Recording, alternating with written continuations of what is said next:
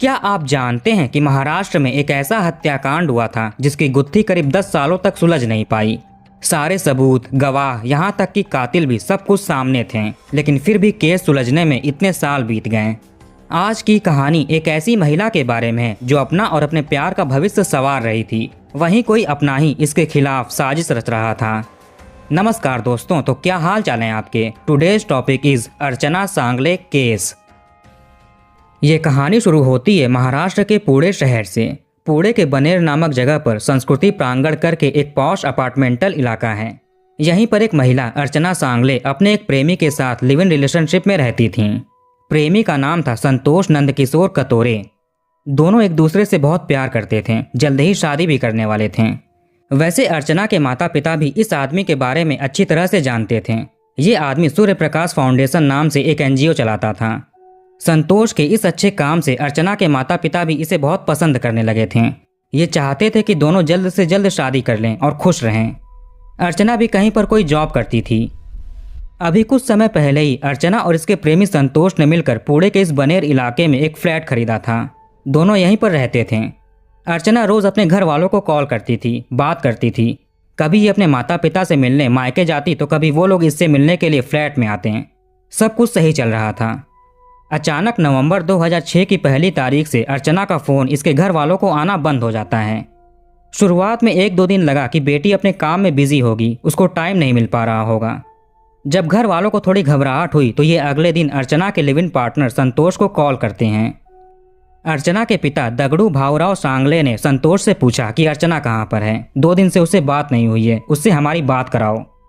संतोष कहता है कि पता नहीं वो कहाँ पर चली गई, मुझे बता कर भी नहीं गई। आमतौर पर जब जाती है तो मुझे बता कर जाती है, लेकिन इस बार नहीं बताया। पता नहीं वो कहाँ पर है, मैं भी उसके घर पर आने का इंतजार कर रहा हूँ। इनके बीच आगे और भी थोड़ी बहुत बातचीत होती है। फिर इसके अगले दिन 4 नवंबर 2006 को अर्चना के पिता पुणे के चतुर्श्रृंगी पुलिस स्टेशन में जाते हैं और अपनी बेटी की मिसिंग कंप्लेन दर्ज कराते हैं। साथ ही साथ इन्होंने एक आदमी पर अपना शक भी जताया। वो था अर्चना का पति। यहाँ संतोष की बात नहीं हो रही है, ये तो प्रेमी था, लिव इन पार्टनर था। पुलिस पिताजी से इनकी बेटी की पूरी डिटेल पूछती है। आखिर अर्चना कैसे गायब हो सकती है, उसके गायब होने के पीछे इसी आदमी का हाथ कैसे हो सकता है, आपको इस पर शक क्यों है। अब पिताजी अपनी बेटी के लाइफ की और इस वारदात के पीछे की पूरी कहानी सुनाते हैं, जितनी भी इनको जानकारी थी। पुणे के किसी इलाके में अर्चना सांगले अपने माता पिता और बाकी के परिवार के साथ रहती थी। ठीक ठाक परिवार था। अर्चना पढ़ाई में काफ़ी अच्छी थी। कॉलेज खत्म होने के बाद अब इसकी शादी की उम्र होने लगी थी। माता पिता ने सोचा कि अब इसकी शादी करा देनी चाहिए। अब ये लोग अपनी बेटी के लिए एक अच्छे से लड़के की तलाश शुरू करते हैं। कई महीने बीत गए, बड़ी मुश्किल से एक लड़का मिलता है। ये ठीक ठाक पढ़ा लिखा था, नौकरी वाला था। इसके परिवार के लोग भी काफ़ी अच्छे थे। बात आगे बढ़ाने के लिए अर्चना का परिवार उस लड़के के परिवार से मिलता है। अर्चना को ये लड़का पहली नज़र में ही पसंद आ गया। वो लड़का भी अर्चना को अपनी पत्नी के रूप में स्वीकार करने के लिए तैयार हो जाता है। ये 2004 का साल चल रहा था। इसी साल में लड़का लड़की की सहमति से इनकी शादी करा दी जाती है। दोनों के परिवार इस रिश्ते से काफ़ी खुश थे। अर्चना अपने ससुराल चली आई। इसका ससुराल पुणे में ही था। अब इन पति पत्नी की शादीशुदा जिंदगी शुरू होती है। शुरुआत में तो सब कुछ सही से चल रहा था, लेकिन शादी के कुछ महीनों के बाद से पति पत्नी के रिश्तों में खटास पैदा होने लगा, क्योंकि इनकी सोच, रहने के तौर तरीके आपस में मेल नहीं खाते थे। धीरे धीरे दोनों में कहासुनी शुरू हो जाती है। दिन रात दोनों छोटी छोटी बातों पर बहस करने लगते हैं। इनमें अब लड़ाई झगड़े भी होने शुरू हो चुके थे। एक घर में रहने के बावजूद ये आपस में बातचीत नहीं करते थे।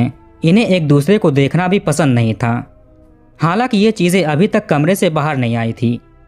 जब इनके झगड़े हद से ज़्यादा बढ़ने लगे तो एक दिन अर्चना अपने माता पिता को सारी चीज़ों के बारे में बताती है। ये लोग उल्टा इसे समझाते बुझाते हैं कि नई जगह पर रहने में थोड़ी दिक्कत होती ही है, अभी तुमको आदत नहीं पड़ी है, इसलिए ऐसा हो रहा है। समय के साथ सब कुछ ठीक हो जाएगा, तुमको ससुराल में एडजस्ट करके रहना पड़ेगा। लेकिन यहाँ तो अर्चना अपना ससुराल छोड़कर जाना चाहती थी।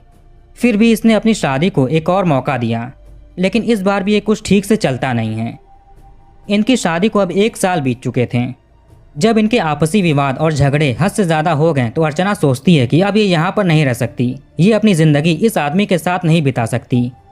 इसके बाद 2005 में अर्चना ने ससुराल छोड़ दिया और मायके चली आई।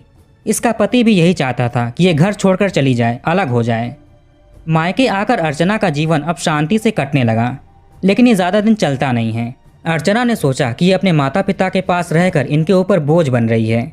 हालांकि माता पिता ने कभी ऐसा सोचा नहीं था, बल्कि ये तो खुश हुए कि चलो कम से कम यहाँ तो बेटी सुखी से है। अर्चना ने सोचा कि आखिर कब तक ये ऐसे घर पर बैठी रहेगी, इसे कोई काम करना चाहिए, खुद का खर्च उठाना चाहिए।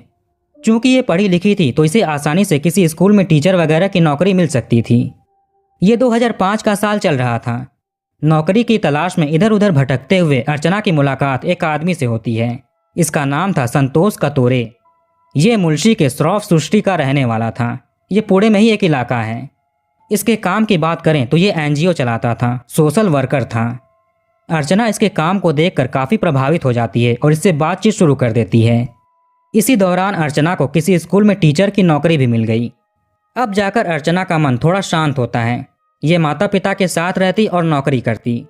इसकी सैलरी भी ठीक ठाक थी, तो अब इसको किसी चीज़ की टेंशन नहीं थी। कभी कभार जब भी इसको छुट्टी मिलती तो ये संतोष से मिलने के लिए इसके एनजीओ जाती, सोशल वर्क करने में मदद करती। लेकिन साथ में काम करने, समय बिताने और हंसी मजाक की वजह से दोनों को एक दूसरे से प्यार हो जाता है।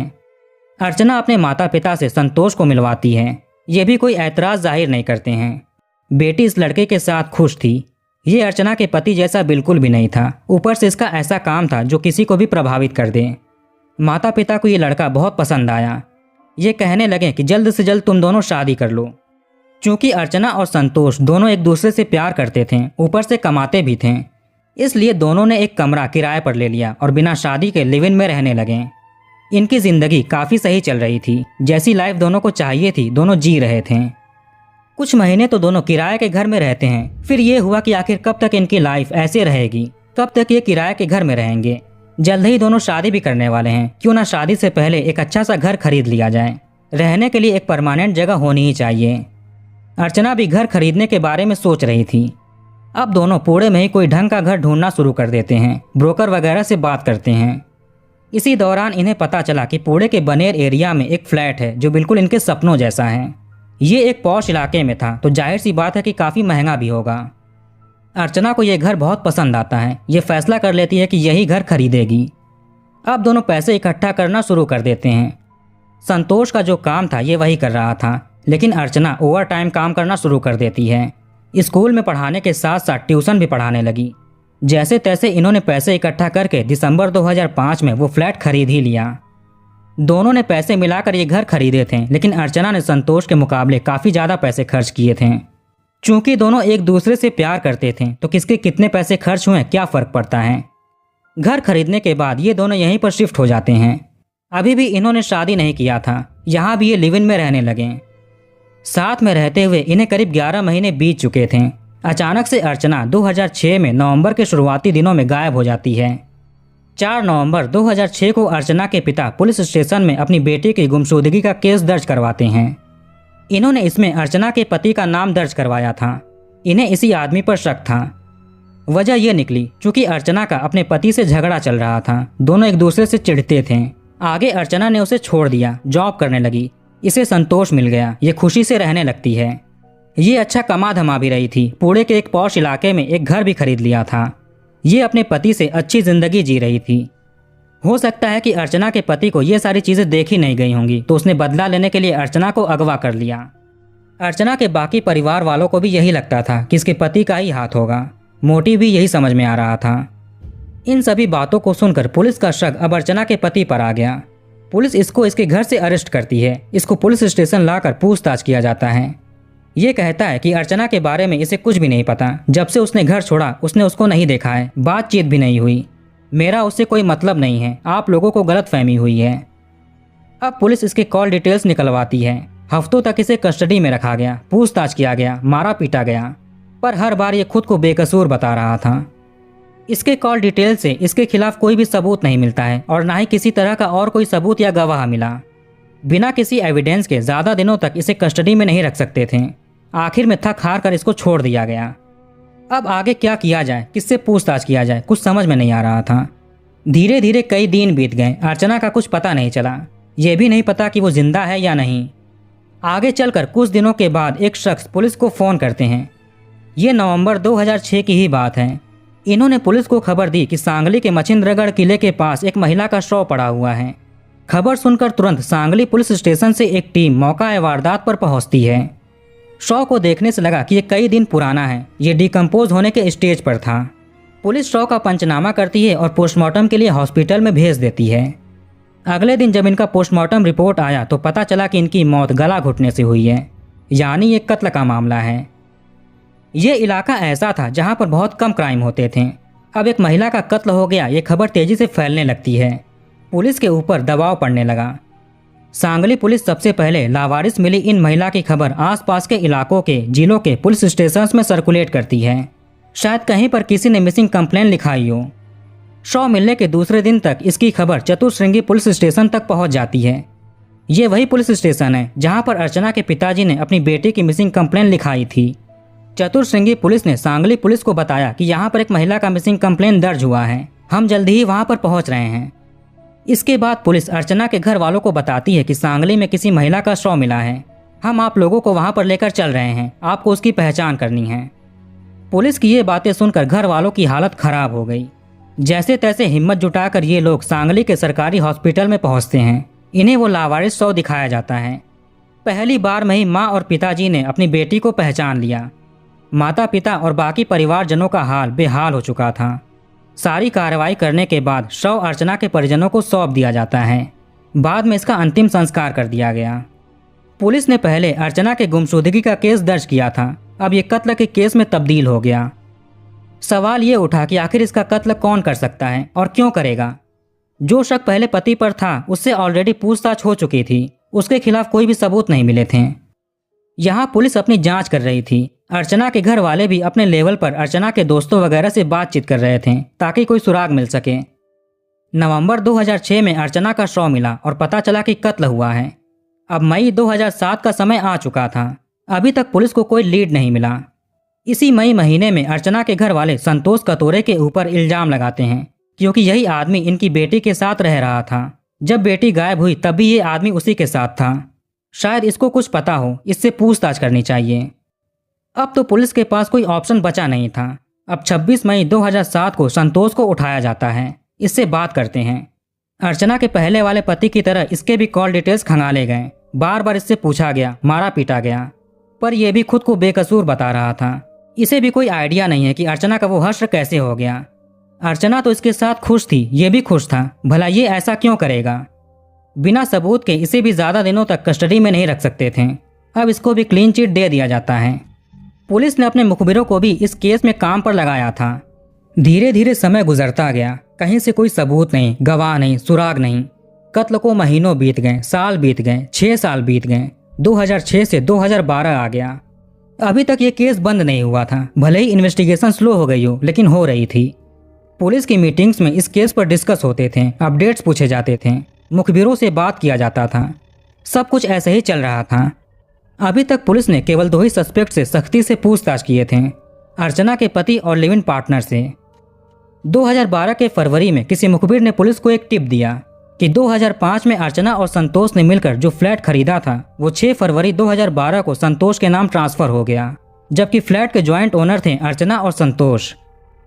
पुलिस को अब प्रॉपर्टी के एंगल से जांच करनी थी, लेकिन इसमें कुछ गलत नहीं लगता है, क्योंकि अगर किसी प्रॉपर्टी के ज्वाइंट ओनर हैं और इनमें से किसी की मृत्यु हो जाए तो प्रॉपर्टी जीवित बचे इंसान को सौंप दिया जाता है।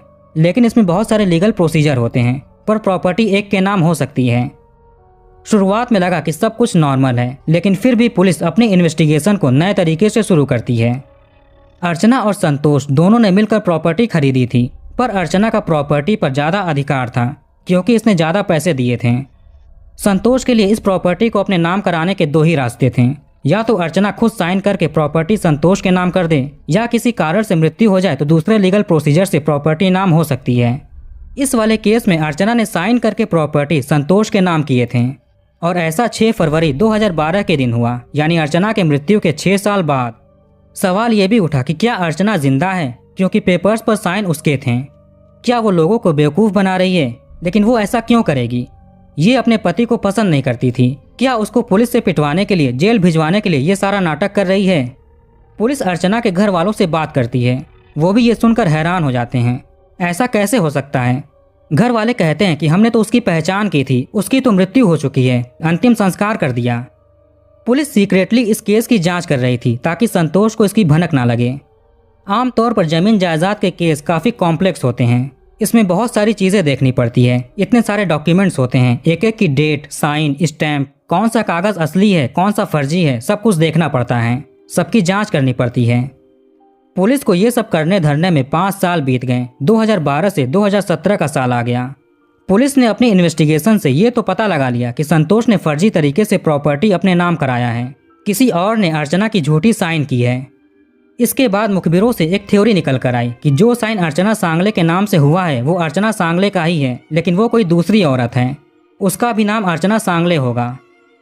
संतोष ने उसको ढूंढा होगा, उससे दोस्ती की होगी। चूंकि उसका नाम अर्चना सांगले था तो लीगल पेपर पर केवल उसके फोटो बदलवाने थे, साथ में जो भी छोटे मोटे चेंजेस कराने थे वही करवाने थे। संतोष ने फर्जी तरीके से उसके पहचान के डॉक्यूमेंट्स जैसे आधार कार्ड वगैरह बनवाए होंगे, फिर इसने प्रॉपर्टी अपने नाम करवा ली।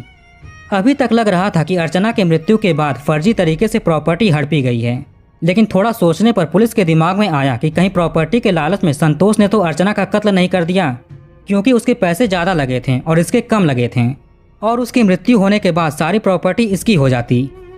पुलिस के पास अब धोखे से प्रॉपर्टी हड़पने के सबूत थे। इन्हें यह भी उम्मीद थी कि अर्चना सांगले केस का भी पर्दाफाश होगा। अब पुलिस उस फ्लैट पर पहुंचती है जिसको फर्जी तरीके से कब्जा किया गया था। पता चला कि संतोष ने 14 सितंबर 2014 को ही ये फ्लैट किसी को बेच दिया। 17 जनवरी 2017 तक संतोष को पुलिस उठा लेती है, इससे पूछताछ करते हैं, पर यह बातों को घुमा रहा था, कहानियां सुना रहा था। जब पुलिस ने अपने तरीके से इससे बातचीत शुरू की तब जाकर इसकी जुबान खुलती है। ये स्वीकार करता है कि इसने फर्जी तरीके से प्रॉपर्टी अपने नाम कराई है और प्रॉपर्टी के लालच में इसने अर्चना का कत्ल किया। इसके बाद इसने कहानी सुनाई कि 2005 में इसकी अर्चना से मुलाकात हुई, दोस्ती हुई, प्यार हो गया। वो अच्छी खासी नौकरी करती थी। दोनों ने एक किराए के घर लिए और लिव इन में रहने लगे। संतोष ने कहा कि क्यों ना एक परमानेंट घर लिया जाए जहां शादी के बाद हम लोग रह सकें। अर्चना को ये आइडिया अच्छा लगता है। जब से अर्चना ने पॉश इलाके में घर खरीदने का मन बनाया तब से ही संतोष का प्यार अब इससे हट करके प्रॉपर्टी पर चला गया। जानबूझकर इसने प्रॉपर्टी में कम पैसे लगाए और अर्चना के ज़्यादा पैसे लगवाएं। चूँकि वो इससे प्यार करती थी तो कुछ भी गलत नहीं लगा। घर खरीदने के बाद दोनों यहाँ पर साथ में रहने लगते हैं।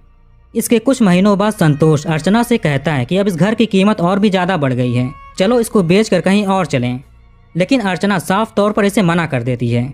उसने पाई पाई जोड़कर रहने के लिए एक घर खरीदा था, बिजनेस के लिए नहीं। वैसे भी उसकी जॉब अच्छी चल रही थी, उसे पैसे की दिक्कत भी नहीं थी। इधर संतोष को प्रॉपर्टी का लालच आ चुका था। ये जानता था कि अर्चना की हिस्सेदारी इसमें ज़्यादा है और वो इसे बेचेगी नहीं। प्रॉपर्टी को लेकर दोनों में काफ़ी झगड़े भी होने लगे थे। संतोष ने सोचा कि अगर ये रास्ते से हट जाए तो सारी प्रॉपर्टी इसकी हो जाएगी। अब ये प्लान बनाता है। 1 नवंबर 2006 को इसने अर्चना से बोला कि हमारे रिश्ते खराब हो रहे हैं, चलो कोल्हापुर मंदिर हो आएं, वहाँ पूजा करने से हमारे रिश्ते सुधर सकते हैं।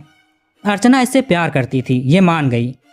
अब ये शाम के समय कोल्हापुर के मंदिर गए, वहाँ दर्शन किए।